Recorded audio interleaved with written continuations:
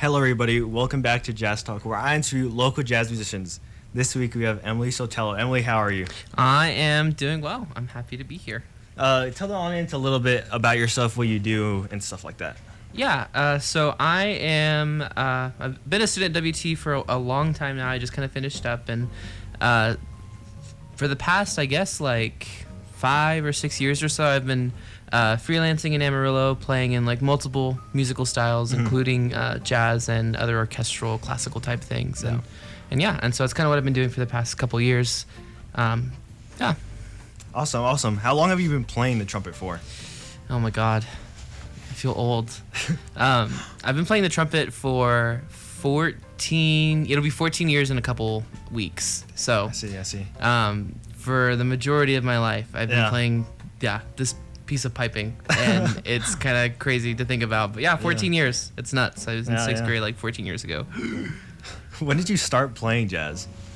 I actually didn't start playing jazz until I went to band camp here at WT. My high school didn't have any we didn't play jazz really. We had a band arrangement of In the Mood that we played like once or twice when I was in high school, and I was like, yeah, it's cool. It's got swing. That's so neat. And then I went to band camp, I think around between my junior and senior year. Yeah. And that was my first experience in a big band, and that was completely it changed my perception of the whole thing, because I was only really familiar with I guess what I'd experienced and what I'd heard in movies and things like that. And when you go from hearing the big band, the swing band era, and that being your only experience with jazz music, to hearing things like Cantaloupe Island, Caravan, all this weird different modal type thing going on, that's kind of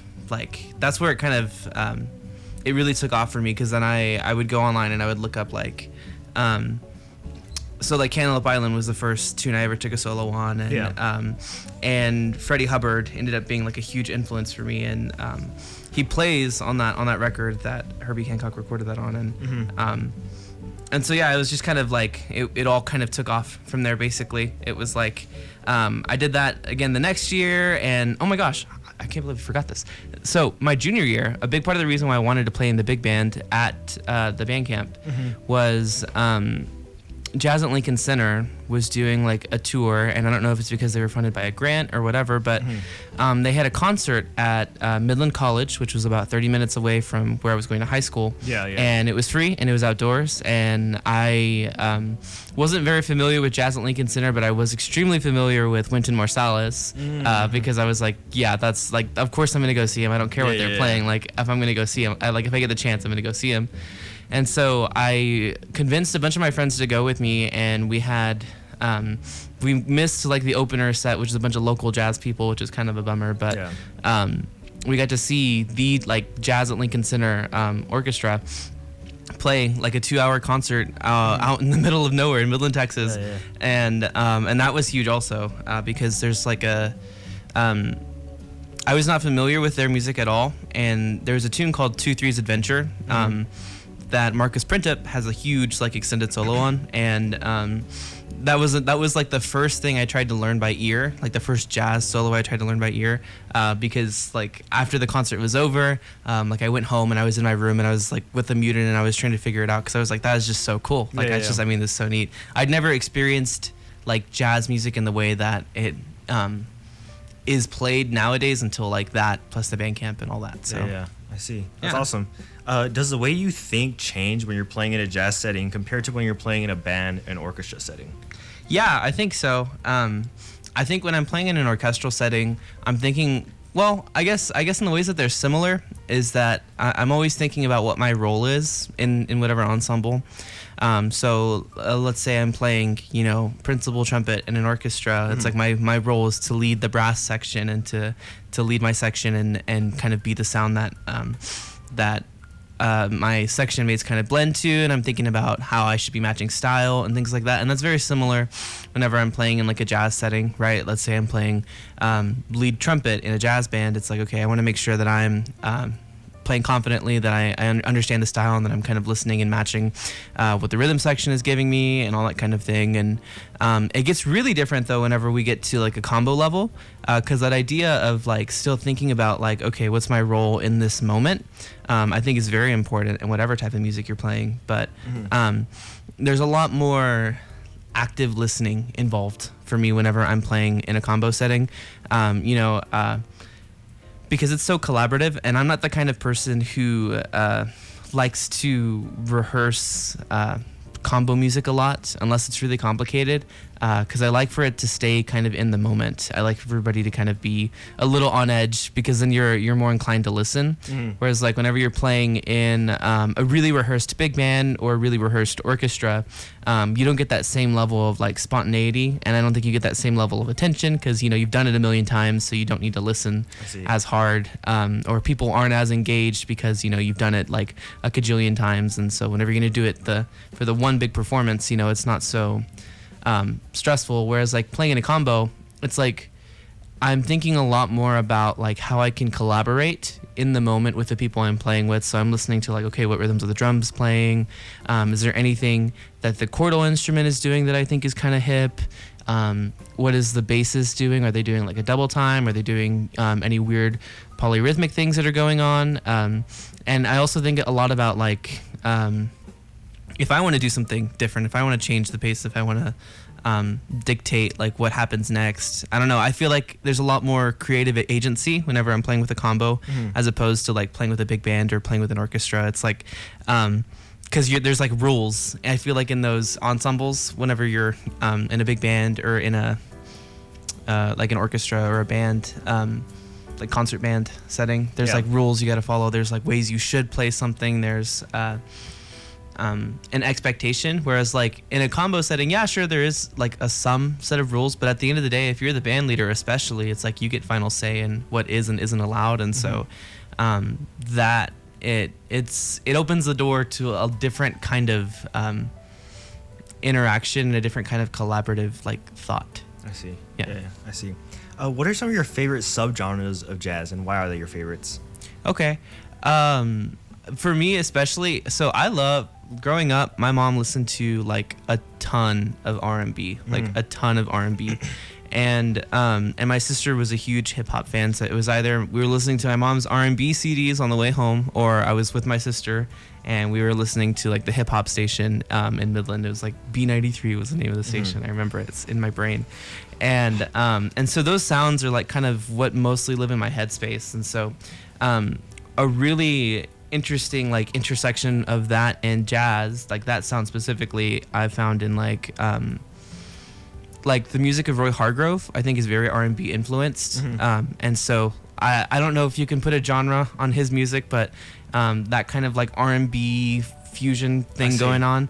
And then also a lot of the music of like brass bands. So I think of like No BS Brass Band or Youngblood Brass Band, where they're very heavily inspired by hip hop sounds. There's like the hip hop beats, drums. Sometimes they'll rap over the things they're doing, and then they also have somebody playing a trombone solo. Like it's a really cool intersection of like things that I think are really neat.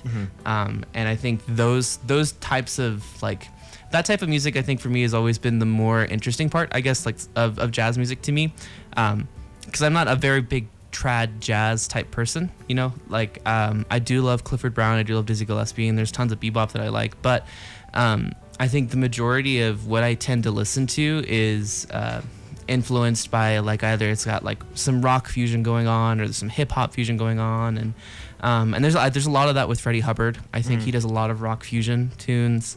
And a lot of modern groups too nowadays, like Bad Not Good, like they've got a lot of like rock and funk inspired type things, and so that's kind of where my mind gravitates, because that's what I grew up listening to, is like that rock, funk, R&B, hip hop type thing. So I see. Well, next I have a little game for you. Okay. I'm gonna name some jazz subgenres, and you have to name me an artist who you think is the best in that genre, or just someone you think of immediately. Okay. And you can pass if you can't think of one. Okay, first one, fusion jazz. Fusion, like all of fusion? Yeah. Oh man. I'm gonna say Roy Hargrove, I think, who I associate with that, just because he was one of my big influences, and I think that his version of fusion in general is one of the most approachable by all people. Mm-hmm. You know, you don't have to love jazz to love R&B, and No. I think he really shows you that. Okay. Next up is bebop. Bebop, it's Dizzy Gillespie. Okay. Like, I know that's kind of corny coming from a trumpet player, but like, I mean, when I think of like the masters of bebop, it's Dizzy and it's Clifford Brown. I'm thinking of older artists anyway. I think nowadays, if I were to pick somebody, it would be Sean Jones. He's another very, very talented trumpet player. But yeah. I see. Okay. Next up is swing. Swing. Okay. Like old school, like old swing. Yeah. Okay. I really like what's his name? Tommy Dorsey. Okay. Trombone I guy. see. I love the Tommy Dorsey big band. He's got a real fun recording of T for 2 that I have saved, and it's actually it's one of my favorite. It's another really corny thing. Like you listen to it, you're kind of like, oh, this is cute. But yeah, Tommy Dorsey. Next up is funk. Funk. Oh man. Oh, I think. Oh man. You can pass if you No, need I'm to. not gonna pass. Okay. No, I'm having to sort through. That's a hard man. I think you got to go with Michael Brecker. Okay. I think. Okay. Yeah. I mean, there's tons of people who've played funk that I think are awesome. I think Michael Brecker is probably the most like insane I could think off the top of my head. But I also really like Candy Dulfer. I don't know if you guys know Candy Dulfer at all. She's a more modern artist. She's still playing nowadays. She's not dead. I see. And she's got a bunch of really cool funk stuff too. Like she's got a great, there's like a 16, 17 minute recording of her playing Pick Up the Pieces on YouTube at a live concert in like Amsterdam, I think. It's baller. It's so good. I see. Okay. Next up is big band. Big band. Okay. I really like, I really like the Jazz at Lincoln Center Big Band. I think that's who I go to whenever I want to listen to interesting big band music. I also think of Stephen Feike's big band. Those are both, I think, great bands that are like pushing the genre of like what sounds you can use in a big band, and I think that's really interesting. And I think for Jazz at Lincoln Center, they've really captured the spirit of the American big band, and they are really keeping alive the traditional sound, whereas like someone like the Stephen Feike big band is utilizing that same sound and doing something new with it. I see. Next up is Latin. Latin. Ooh. Oh man. I don't think I can say anybody besides Arturo Sandoval. Okay. Yeah, okay. like well, actually I really like Jesus Molina too. He's a very big Latin jazz artist. He plays piano. I don't know if you've heard any of his stuff. He's got this really wicked recording of Night in Tunisia that's in like 11/8. It's really ridiculous. It's so cool. But they used to play together, so that's why they both like popped in my head at the same time. I see. But yeah, Jesus Molina, Arturo Sandoval, I think are both Latin jazz masters. Okay. Next up is blues. Blues. Man, I'm gonna say Sean Jones actually. Okay. At the end of his concert on Emmett Cohen's place, like his first concert that he had with them anyway, they play this blues he wrote, and it's real funny where he talks about how he wrote it or whatever, and it's called the I Don't Give a Darn blues basically, and it's real funny because they're introducing the tune, the band's playing a turnaround, and he's like, I wrote this tune when I was playing at a bar in Philadelphia on Wednesday, and everybody looks real upset, and sometimes I just say in life you just gotta not give a darn, you just gotta let it go, and they have like Benny Benack plays on it, Sean Jones plays a long solo on it, Emmett Cohen plays on it, there's another trumpet player, I forgot his name, who plays on it. It's super cool. Yeah, really cool blues playing, I think. And there's another one too, Sean Jones blues. There's another recording of him playing at Emmett Cohen's place. It was a different occasion. Yeah. And I mean, just really great blues playing. He's awesome. All right, cool. Well, last one is cool jazz. Cool jazz. I gotta go Miles Davis. Okay. I gotta go Miles Davis. He's the cool cat. He's the one that I think of whenever I think cool jazz. I think Chet Baker is a strong contender too, but I tend to find that the harmonic language of Miles Davis is a bit more interesting to me. than Chet Baker, because I love Chet. I think everybody loves Chet, but I think whenever I go for that sound, I look at the Miles Davis like quintet albums, and that's where my brain goes whenever I think cool jazz. I see. The next question I have for you is, who is someone you try to replicate your sound off of? Oh man, so many. I think the biggest ones for sure are gonna be like Roy Hargrove, who I've mentioned already like several times, because that's who I listened to. That's who I listened to whenever I got started. I really fell in love with jazz listening to like the New Morning performance in 2007 of him playing Strasbourg. Like that was like it was an influential thing for me to find that recording at the time that I did, and learn that solo whenever I did, because it was like, I mean, I don't know if you've heard it. Okay, I was about to say, like it's on the playlist. It's dope. It's so good. And that live recording, really, like that solo he plays, it's just amazing. So I would think Roy Hargrove for sure. Sean Jones absolutely as well. I think I try to mirror him in technical, like when I'm striving for technique. That's like my like him and Dizzy, I think, are the ones that I'm aiming for, because I feel like their technical mastery is like out of this world. It's just like you hear them play passages that you think of probably a saxophonist couldn't even play. It's ridiculous. And there's tons of times where I hear like Sean Jones will play like he's like slurring octave G's above the staff on a trumpet. Like it's just like ridiculous stuff. And I think those are big ones. And then when it comes to like language, my biggest influence when it comes to just like straight up language, we're talking like, like articulation and the note choice type things. I think of Clifford Brown, who's a really big influence of mine. I think like harmonically, he's one of the people who really pushes the envelope with the technique, but it never gets away from being a melodic phrase. Never. It never sounds like it's not intentional. I feel like sometimes whenever you look at technical masters on the instrument, you're like, okay, cool, it's a bunch of notes, but like it's not really interesting. Whereas I feel like with Clifford Brown, it's always interesting. There's never a single like bebop passage I've heard him play where I go, meh, But there's tons of times I've done that with other people, but like with him specifically, it's like I never hear that. And I think it just has to do with how well he chooses to use that language when he does use it. And so it gives his music like a different sound, and it's like that kind of attention to melodic detail too is something I really strive for in my own playing. I see.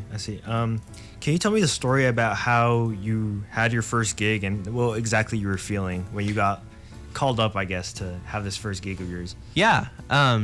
So it's kind of I have a couple choices here. I think the more interesting story is so whenever I was a sophomore in college, I had a friend, Darian Del Cueto. I'm sure you guys probably know that name.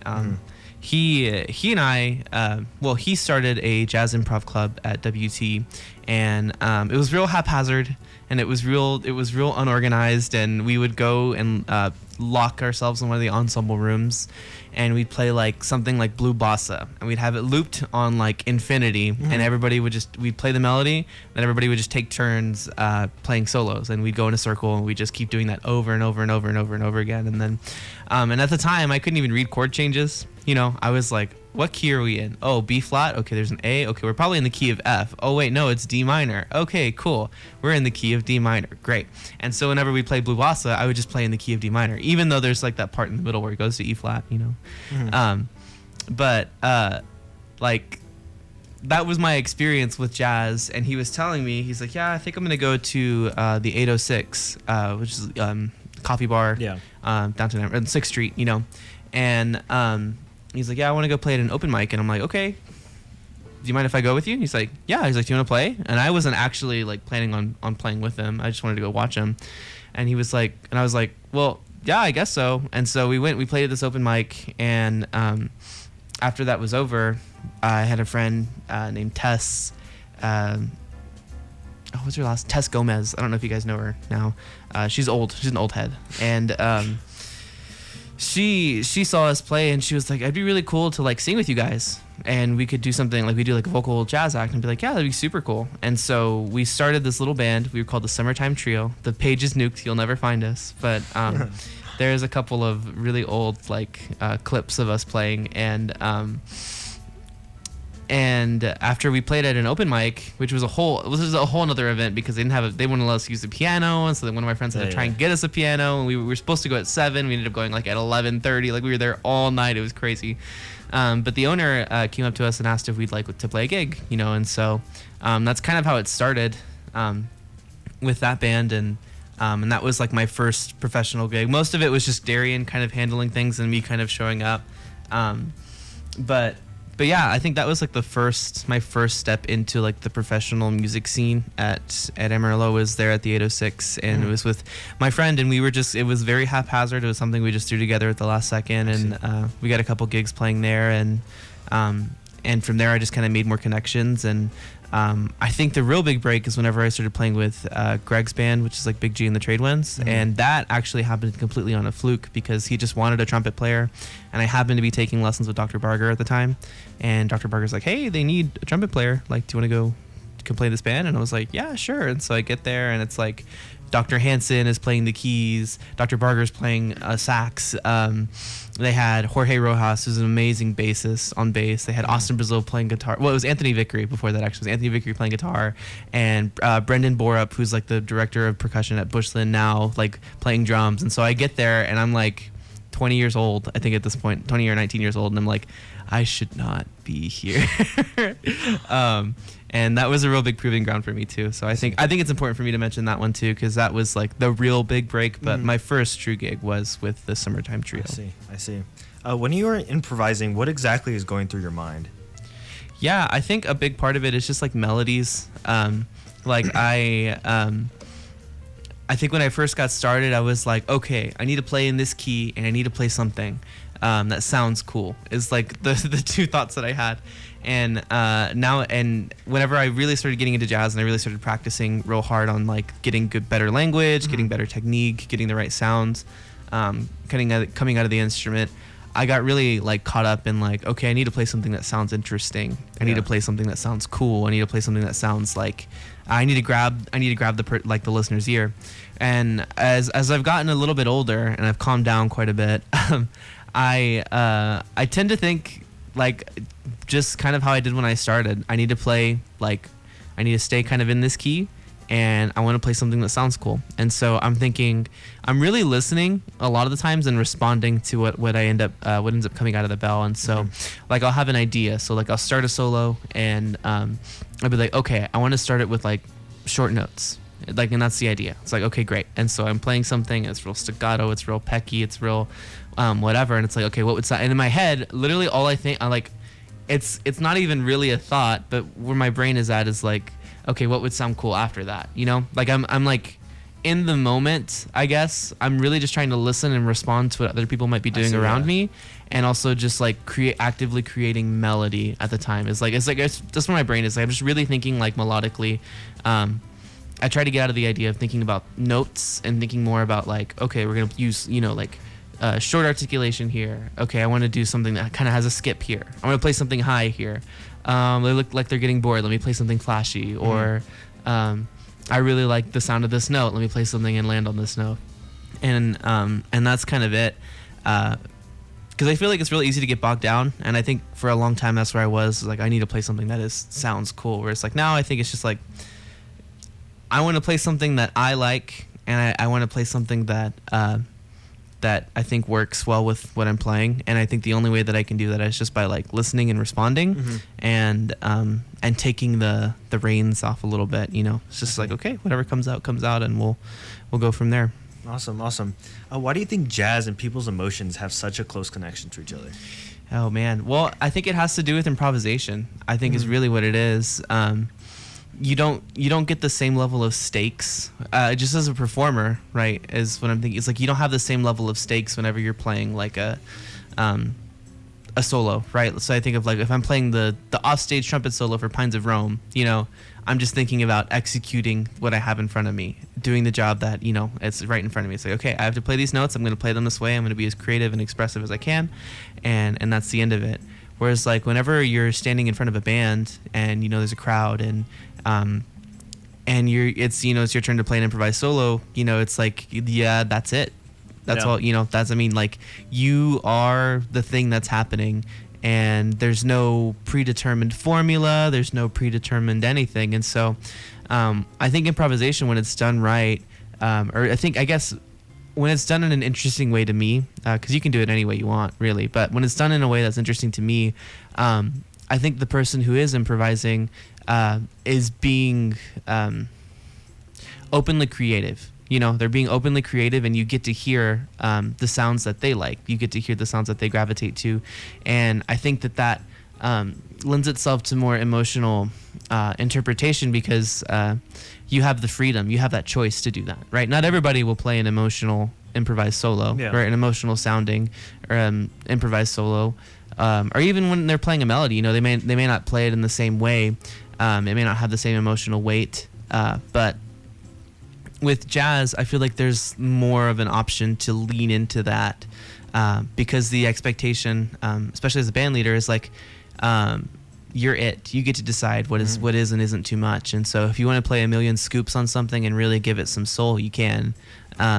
Or if you'd rather just play it straight and let it kind of do what it's going to do, then I think, you know, that there's just like a difference in interpretation that way, I guess. Mm-hmm. But I think the reason that it resonates so much with people, it's just that there is that choice, you know. And I can think of tons of people who gravitate to players who are very technically, you know, gifted and they can play really intense phrases and things like that. But for me, emotionally, I'm not getting much of anything. Whereas like for me, whenever I hear Roy Hargrove play like I think of like Crazy Race by the RH Factor, and there's this like section in the middle where all these instruments are soloing at the same time, and there's just something about it that's got like soul. It's got like this oomph to it that I don't think you can get in other types of music. Mm-hmm. And I think it just comes down to you have the choice to be able to do something like that. Whereas like I feel like in an orchestra or a concert band setting, you know, it's like the director's eventually going to rein you in. Yeah, you know, he's going to go, okay, that's too much, you know, eventually. Or she's going to point at you and she's going to say, well, maybe could we play this a little quieter or yada yada, mm-hmm. you know. Whereas like if I'm playing in a combo, it's like I can kind of do whatever I want, for better or for worse. I can do whatever I want. And I think that's what really resonates with people because whenever the stakes are so high like that, I feel like you get into a different headspace. Mm-hmm. And what ends up coming out of the bell or coming out of your instrument is more interesting to people because not only is it in the moment, but it's also like a quick little peek into like your psyche at the moment. It's very cerebral. I think it's really cool. I see. What is one of your favorite memories relating to jazz? Oh gosh. Oh, dang. These are the tough questions. Wow. Yeah. That is a hard question. Oh my gosh, there's so many. I've had so many great memories mm-hmm. With this style of music. It's really hard for me to pick just one. Because it's been such a big part of my life. Yeah. But I think that I think if I really had to pick, it would be like the last jazz concert of my undergrad, because I got to play in both bands, and I was playing lead and playing lots of solos in the second band. And the big thing though was it was the first time I had been featured with. It was the first and only time actually I ever got featured with Jazz Band 1, and I got to play this ballad, and it was called Chelsea Bridge by oh gosh, what's his name? Billy Strayhorn. Mm-hmm. There we go. And there's an arrangement for big band and solo trumpet, and I think that for me was a real big culmination of a lot of different things. I was kind of in a really weird place in my life at the time, and that piece itself, I think, just has a real big special place in my heart because it really got me through some pretty messed up things, and getting to play that with the great band, and also just getting trusted with that opportunity, I think was it was so cool to play in a band with my friends and not only get to do that, but also like do that in a way that lets me kind of show my stuff, and play.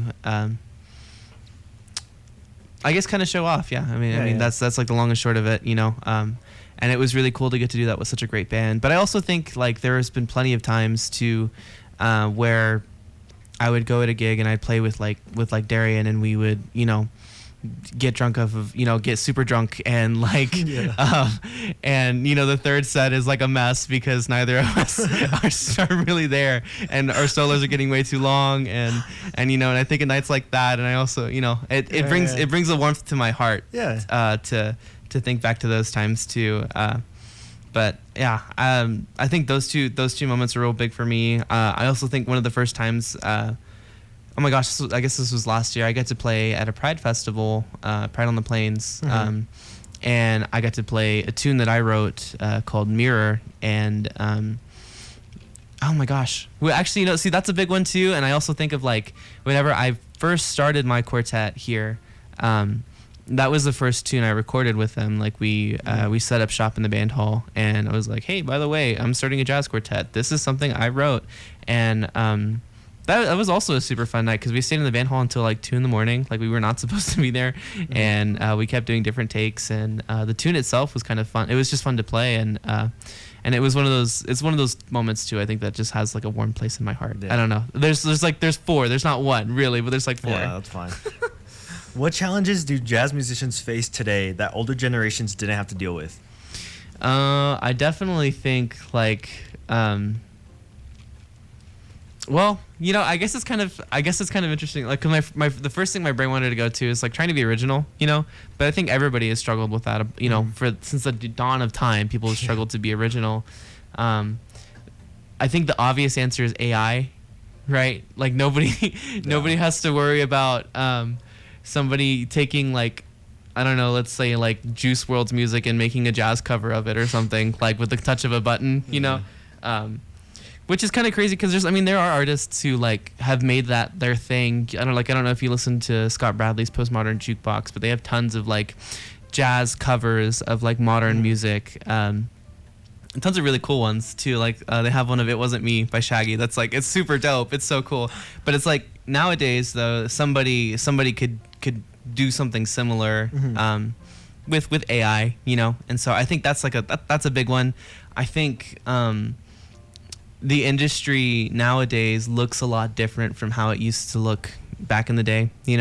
I think it's always been a matter of who you knew and stuff like that. But I think of like influencer pages, like the struggling with the social media aspect of like starting your career and making sure you have a good social media presence and that you're posting, I'm sure you get that, you understand that aspect of it too. Because it's real easy. I see people who are real serious artists, and they do daily videos, and sometimes those daily videos, I'm like, this is why'd you share this? This is not really, but that's kind of part of it, it's like, it's part of the grind. It's like, even if it's not your best work, it's like getting it out there and doing it and being consistent with it. It's like, I don't think people had to struggle so much with that amount of output back in the day, Nobody was expecting Clifford Brown to go and post a 3-minute Instagram video every day. He could just go to the bar and play whatever he wanted. Whereas like nowadays, it's like you're kind of, if you want to be real serious about it, you're expected to kind of have like a show that you do a week, or like a gimmick that you do. Like I think of John Lampley, who's another great trumpet player, another great sound model, just a great musician in general. And he has this thing where he does like Gratitude Mondays, where he talks about things that he's like grateful for, and then like every once in a while he'll post what is it called? It's like unnecessarily soulful melodies, and he'll play like there was one he did of Espresso by Sabrina Carpenter, and it was dope. It was so cool. But again, it's like, I don't think that if it was up to him, he wouldn't probably sit in his apartment and try to come up with like a really cool, soulful way to play Espresso by Sabrina Carpenter. I think that he probably would be focusing on other things that are maybe a bit more important to him. And so I think that age, like the age of consumption is nigh, And I think that while it is a great thing because we're able to produce a lot more music and create a lot more, but I also think that it puts a lot of pressure on artists these days to maybe do things that they aren't super comfortable with in order to keep the algorithm on their side or to make a little buck here or there. So I think that and like AI are like the big. It's all computers is really all it is. It's like,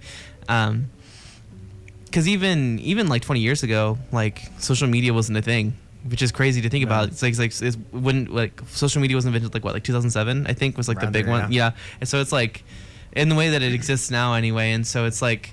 And even then, videos weren't greatly optimized until later. So it's a very new thing that I think we're all navigating together. And I think that it's one of those things that maybe people feel too much pressure to like create things, and it kind of puts people in a weird dilemma, I think. Mm-hmm. Well, the last question I have for you is, what advice do you have for up and coming jazz musicians? Yeah, I think at the end of the day, just play what you like.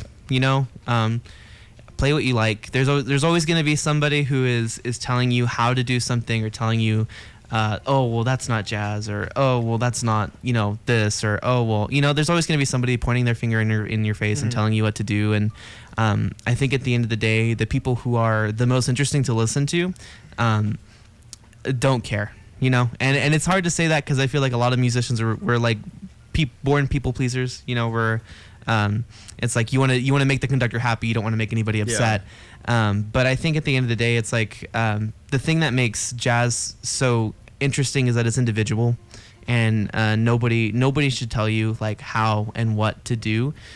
Sure, you want to play the right notes, right? Sure, you want to make sure you're kind of in the right key, but once you get past that, like once you get past the basic techniques of like staying in the form and playing with some jazz language, it's like at that point it's like just play what you want. Just play what you want. Yeah.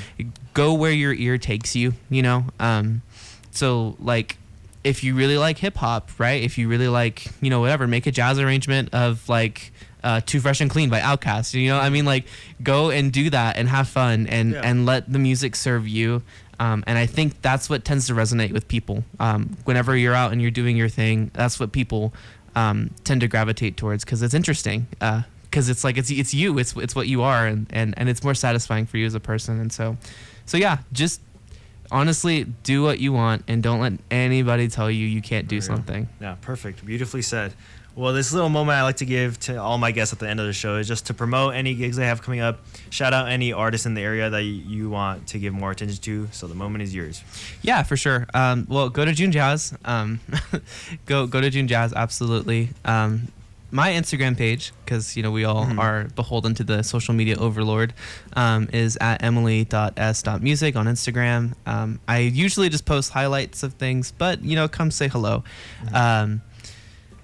And then I'm actually about to be moving out of the area. And so my last gig here in Amarillo is going to be at the Western Horseman on June 30th. It's a late Monday night, 7 to 9. So please come hang out and say hello and come hear some interesting music. I still don't have the band booked, so it's going to be very interesting. But yeah, I would love to see anybody who can make it out to that last gig of mine here be there. Yeah. There we go. Yeah. And then also, I like to ask every single one of my guests to recommend a song to be added to the playlist forever. What song would you like to recommend today? Yeah, I chose First Love by Bad Bad Not Good. It's a fun little fusion thing. You should check out their new album. It came out in 2024. I think it's called Mind Spiral. Real interesting stuff. Taco Taco is really funny if you're looking for some laughs. Yeah. Also. Perfect. Well, once again, thank you for coming on to the show, Emily. Yeah, of course. Did great. And then also we have the Polaroid picture right after this. So if you want to catch what pose Emily chose, check out our Instagram at Jazzy Fridays. But other than that, thank you for listening to Jazz Talk, where I interview local jazz musicians. I'll catch you all in a little bit with Elliot Side Reads.